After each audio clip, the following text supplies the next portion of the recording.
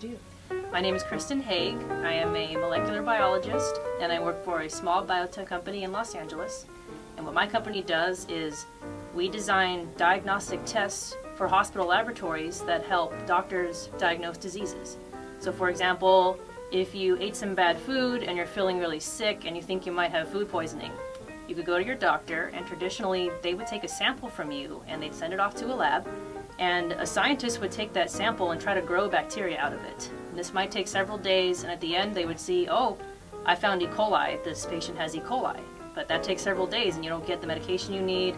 But with my company, what we do is we make tests that actually look at the DNA inside your sample. So the scientists take your sample, within a couple hours they look at the DNA, and they're looking for DNA that does not belong to you, so they don't belong to your cells.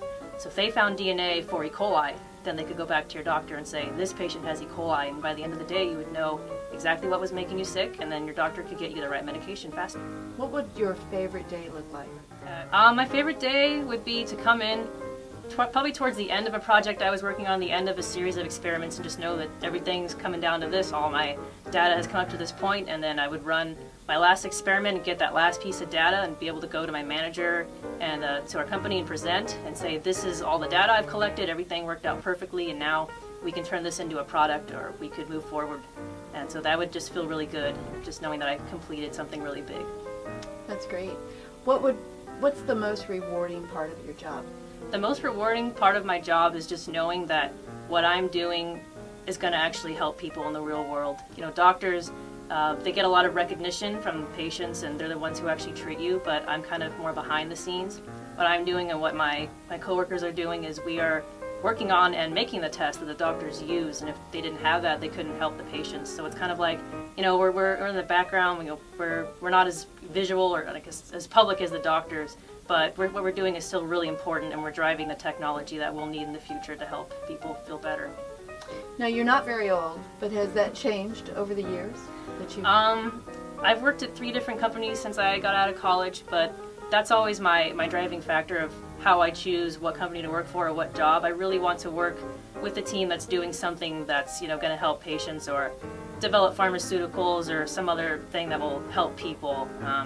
I don't really want to work in like food chemistry or working with making different flavors or, you know, preservatives. Like, I could go into that pretty easily, but I really like to work for companies and for projects that are going to help people. That's cool. When you were young, what did you dream about becoming? I always knew that I wanted to be a scientist. It was just a matter of what kind. So when I was 4 and 5 years old, I was obsessed with dinosaurs, and I wanted to be a paleontologist. I wanted to go out and dig up fossils and study fossils. But then as I got a little older, I kind of changed my mind. I thought, wow, what if I could work for NASA? I didn't want to be an astronaut, but I wanted to make the rockets. I wanted to work on the space shuttle and build everything that astronauts used. But then I took more math classes, and I decided I don't like math that much, and you need a lot of math to be a rocket scientist. So then I made my way over to chemistry and biology. What are some of your most vivid childhood memories of school in particular? On that note about NASA, I had a teacher when I was in elementary school.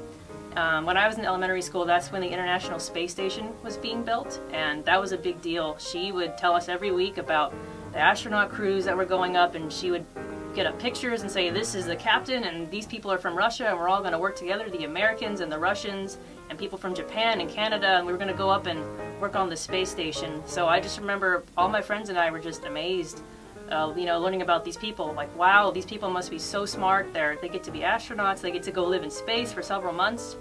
And what really stood out to me there is my teacher really emphasized, you know, anyone can be an astronaut. NASA needs biologists, they need physicists, they need chemists, they need engineers, and we all need to work together to make scientific discoveries.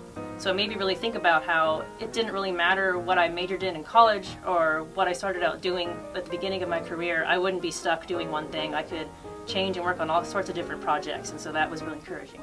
So who was or still is the biggest influence in your life? I was really lucky to grow up in a home where my parents they just made a really positive environment for me and my brother. They really encouraged me to pursue any type of job I wanted. Neither of them were scientists, but They did everything they could to help me learn about science as a kid. When I was obsessed with dinosaurs, they bought me dinosaur toys. I had dinosaur computer games. Later on, I think I was 6 or 7, I wanted to check out a book from the library about chemistry.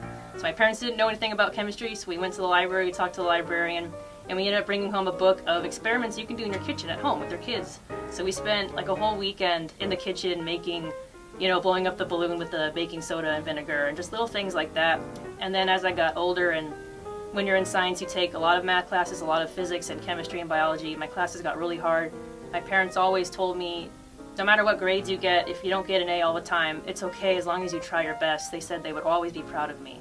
So that really gave me the confidence I needed to take those harder classes, and I was never afraid, or I never wanted to turn back and change my major or change what I was doing, because I knew I really wanted to be a scientist. And so just having my parents there, knowing that they had my back, that really inspired me. And it inspires me now, when I have kids, that's how I'm going to be with them, and I'm going to make sure whatever they want to do, that they know that I have their back, and as long as they do their best, that it'll be all right. What do you wish you had known before starting your profession? I wish that I had known how useful it would be to learn how to code with computers, because I always thought that engineers needed to know how to write code. But actually in laboratory research, it can be very useful. We all use software to analyze our data and make graphs and charts. And if you know how to write code, you can write a short program or an algorithm where your whole team just adds their data in and they press go, and within seconds it takes care of everything for you. It runs all the calculations, it makes graphs, and so companies like to hire at least one person who know how to do that. So I wish that I could go back and take some coding classes in college. I'll probably have to learn on my own at some point, but it would be so much easier if I already kind of knew a language or two or was used to that. What advice would you give students who think they want to enter a STEM profession? I would say if there's something that really interests you, you should go out and try to learn as much as you can about it. Like I said, when I was little, I went to the library to check out books. I watched Bill Nye the Science Guy on TV and the Magic School Bus, and I watched nature documentaries. So I would say just go out there and learn as much as you can, because you never know, something you really are interested in could turn into a career. Yeah. Have you personally experienced barriers, either real or perceived, in your STEM career? When you go into science, you learn that if you want to progress in laboratory work or in engineering, if you want to be the lead scientist or the principal engineer, you need to stay in school longer. You need to get a master's degree or a PhD. And so I've decided, at least for now, that's not for me. I have other things in my personal life that it just wouldn't be easy for me to go back to school right now.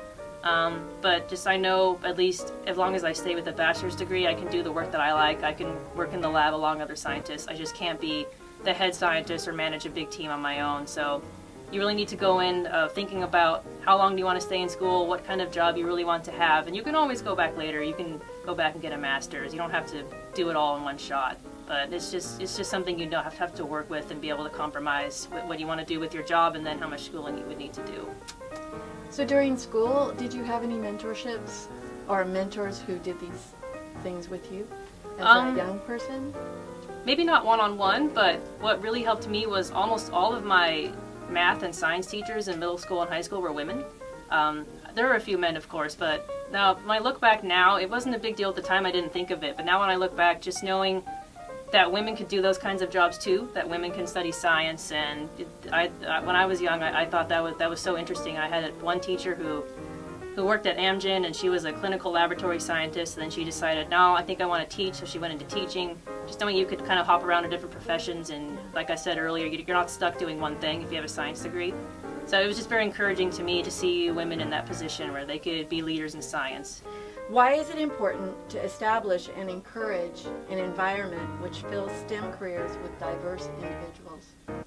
Well, with pretty much anything, if you have people coming together from different backgrounds who grew up in different cities or even went to different colleges, the more opinions and experience you have from different people who have different viewpoints to work on a problem, you're more likely to be successful. Whereas if everyone thought the same way or knew the same knowledge, then you might not ever have that breakthrough because you're all looking at one problem the same way, and if you're not getting it quite right, it just won't work out. But if you have someone, who studied a different profession or grew up in a different kind of household or, came from another country and they have different ideas and different opinions, then you're more likely to come up with an answer and solve what you're trying to fix.